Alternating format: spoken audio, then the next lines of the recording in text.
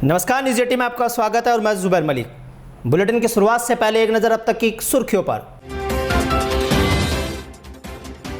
UP में 1 जुलाई से खुलेंगे कक्षा 1 से 8 तक के स्कूल, लेकिन पढ़ाई ऑनलाइन ही जारी रहेगी। सीएम योगी आदित्यनाथ ने अखिलेश यादव को दी जन्म दिवस की बधाई। बागपत सीट पर आरएलडी और बीजेपी में कांटे की टक्कर। 3 जुलाई को 10,000 कार्यकर्ता पहुंचेंगे कलेक्ट्रेट। बिना सब्सिडी वाले घरेलू एलपीजी सिलेंडर के दामों में एक बार फिर उछाल। 25 रुपए महंगा हुआ एलपीजी सिलेंडर। और अब खबरें विस्तार से। उत्तर प्रदेश से कक्षा 1 से 8 तक के स्कूल प्रशासनिक कार्यों के लिए आज से खुलेंगे। अभी पढ़ाई ऑनलाइन ही जारी रहेगी। उत्तर प्रदेश के बेसिक शिक्षा परिषद के तहत संचालित कक्षा 1 से 8 तक के विद्यालयों को प्रशासनिक कार्यों के लिए आज से खोलने की अनुमति मिल गई है। हालांकि अग्रिम आदेश तक छात्र छात्राएं विद्यालय में उपस्थित नहीं रहेंगे। बेसिक शिक्षा अधिकारियों को मिशन प्रेरणा के तहत ई पाठशाला का संचालन कराने को कहा गया है। साथ ही जिला प्रशासन और शिक्षा विभाग अन्य महत्वपूर्ण कार्य एवं दायित्वों का निर्वहन करेंगे। बेसिक शिक्षा परिषद ने 19 मई 2021 को एक पत्र के जरिए कक्षा 1 से 8 तक के विद्यालयों में पठन पाठन की गतिविधियां ई पाठशाला के माध्यम से संचालित करने का दिशा निर्देश दिए थे। साथ ही कोविड-19 के मद्देनजर प्राथमिक विद्यालयों को 30 जून तक के लिए बंद रखने के भी दिशा निर्देश जारी किए थे। तो वहीं सपा के राष्ट्रीय अध्यक्ष और पूर्व सीएम अखिलेश यादव का आज जन्मदिन है। इस मौके पर सपा कार्यकर्ता जगह जगह अपने नेता अखिलेश यादव का जन्मदिन मना रहे हैं। कई नेता उन्हें जन्मदिन की बधाई दे रहे हैं। इसी कड़ी में यूपी के सीएम योगी आदित्यनाथ ने भी अखिलेश यादव को फोन कर उन्हें जन्मदिवस की बधाई दी। सीएम योगी ने एक ट्वीट कर अखिलेश यादव को शुभकामनाएं दी। सपा सुप्रीमो और उत्तर प्रदेश के पूर्व मुख्यमंत्री अखिलेश यादव ने ट्वीट कर कहा कि गाजीपुर बॉर्डर पर कुछ लोगों ने जिस तरह से तोड़फोड़ कर किसानों और किसान नेताओं को बदनाम करने की साजिश की है, वो खेल अब देश प्रदेश की जनता समझ चुकी है। किसानों को बदनाम करके भाजपा के हाथों सालों तक कुछ नहीं आने वाला, ये भाजपा की हताशा को विभूत करता है। यूपी के पूर्व मुख्यमंत्री और सपा संरक्षक मुलायम सिंह यादव की तबीयत बिगड़ गई है, जिसके चलते उन्हें गुरुग्राम के मेदांता अस्पताल में भर्ती कराया गया है।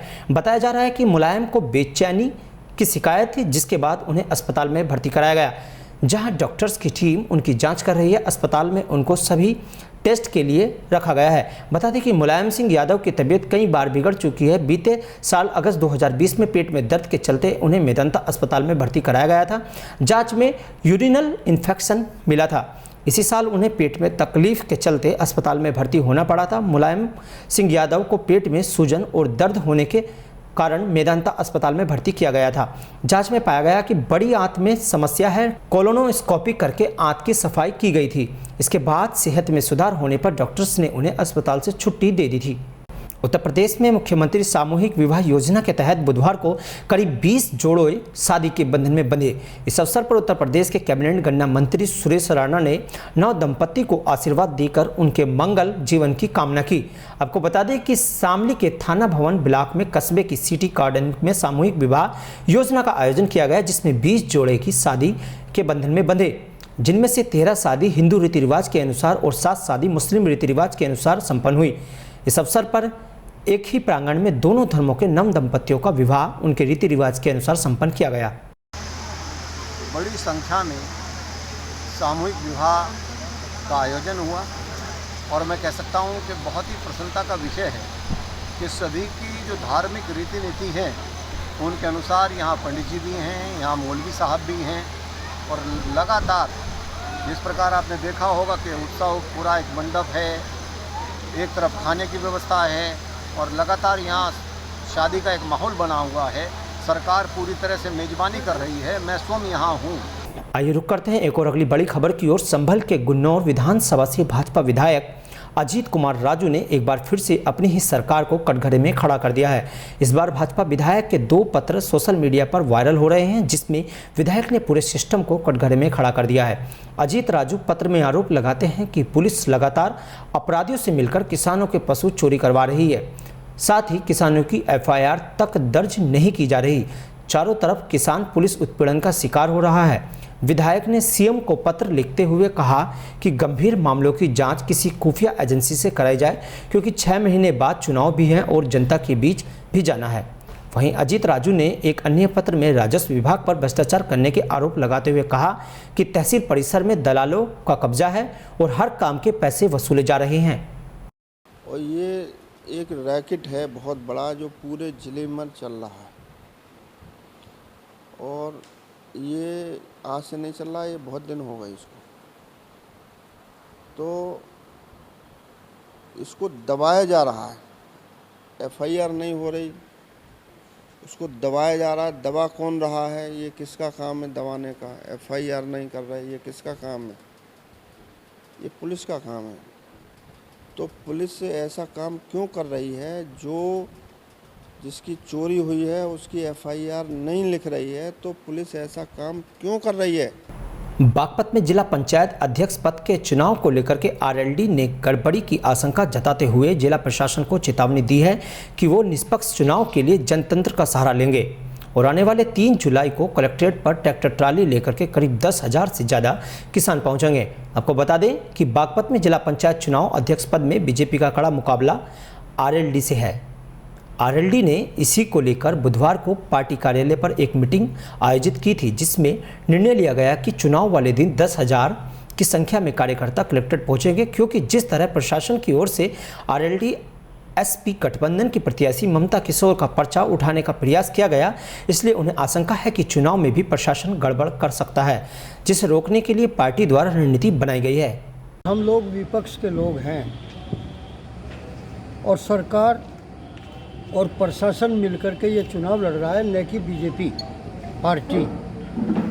हमारा चुनाव ऐसे लोगों से है जो आए दिन हमारे जो वोटर हैं, हमारे जो सदस्य हैं, उनके धंधों पर लाठी मारी जा रही है, उनके रिश्तेदारों को पकड़ कर बंद किया जा रहा है, हमारे सदस्यों के NBW वारंट लिए जा रहे हैं और उन्हें प्रताड़ित किया जा रहा है। 3 तारीख के चुनाव को लेकर क्या तैयारी है? इसीलिए कि हमारे वोटरों को ये रोक ना दे, 3 तारीख में हमने एक मीटिंग आहूत की और मीटिंग में हमने अपनी रणनीति तैयार की। संभल में पुलिस और गो तस्करों के बीच हुई मुठभेड़ में एक गो तस्कर घायल हो गया।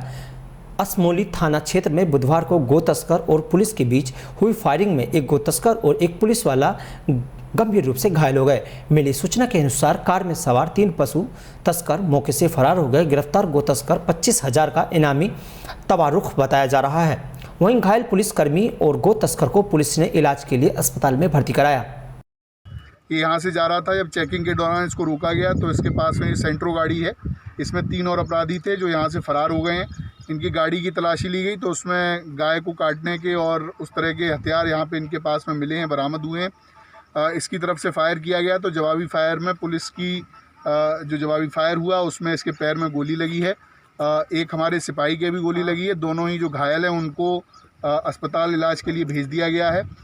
सहारनपुर के राजकीय मेडिकल कॉलेज में सस्पेक्टेड संक्रमित आईसीयू में भर्ती महिला ने छत से छलांग लगा दी। आईसीयू में मौजूद वार्ड बॉय ने महिला पकड़ने की कोशिश भी की, लेकिन महिला ने छलांग लगा दी।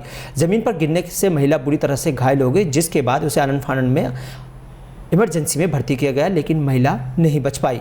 जिसके बाद गुरुवार को महिला ने टॉयलेट के पास बनी एक दीवार से छलांग लगाई थी। मामले की सूचना मिलने पर मौके पर पहुंची पुलिस व जिला अधिकारी ने मामले में जांच शुरू कर दी है, लेकिन अभी तक मौत की वजह साफ नहीं हो सकी। उसमें वो गई टॉयलेट जाने के बहाने से, वो मतलब टॉयलेट जाने के लिए गई और वहाँ से वो पीछे खुला हुआ एरिया है, उसमें वो दीवार पर चढ़ने की उन्होंने कोशिश की तो एक वार्ड बॉय ने देखा, जिसका नाम आसिफ बताया जा रहा है, वो पीछे उनके दौड़ा और उसने दौड़ के उनका हाथ पकड़ लिया, लेकिन वो तब तक दीवार पे चढ़ गई और वो उन्होंने नीचे कूद गई। वार्ड बॉय ने उनको खींचने की कोशिश की, लेकिन वो चिल्लाया हेल्प के लिए, लोग आए भी, लेकिन उनका मतलब थोड़ा वजन ज़्यादा था तो वो खींच नहीं पाए और वो नीचे गिर गई। तो वहीं बिना सब्सिडी वाले घरेलू एलपीजी सिलेंडर के दाम एक बार फिर से बढ़ा दिए गए हैं। सरकारी तेल कंपनियों ने घर में इस्तेमाल होने वाले एलपीजी सिलेंडर के दाम 25 रुपये बढ़ा दिया है। इसके साथ ही राजधानी दिल्ली में एलपीजी सिलेंडर का भाव अब 834 रुपये हो गया है। इससे पहले रसोई गैस की कीमत 809 रुपये थी। हालांकि अप्रैल में सिलेंडर 10 रुपये सस्ता हुआ था। इसके बाद मई जून में कीमत में कोई बदलाव नहीं हुआ था। दिल्ली के अलावा आज से कोलकाता में एलपीजी सिलेंडर 861 रुपये बिक रहा है, तो वहीं मुंबई में, चेन्नई में सिलेंडर की कीमत क्रम से 834 व 850 रुपये है। बनारस हिंदू विश्वविद्यालय उत्तर प्रदेश ने अंडर ग्रेजुएट और पोस्ट ग्रेजुएट सेमेस्टर परीक्षाओं का शेड्यूल जारी कर दिया है। विश्वविद्यालय ने इन छात्रों के लिए ऑनलाइन ओपन बुक परीक्षा OBE आयोजित करेगा। डेट शीट के अनुसार विभिन्न विषयों के BA और BSc सेमेस्टर 6 की परीक्षाएं 10 से 27 जुलाई के बीच आयोजित की जाएगी। विश्वविद्यालय ने इन परीक्षाओं के लिए 6 वेन्यू निर्धारित किए हैं। BHU मुख्य परिसर, आर्य महिला PG कॉलेज, वसंत महिला college, DAV PG college, VKM और महिला महाविद्यालय। तो बुलेटिन में फिलहाल इतना ही। अब मुझे दीजिए इजाज़त। देखते रहिए न्यूज़ 80।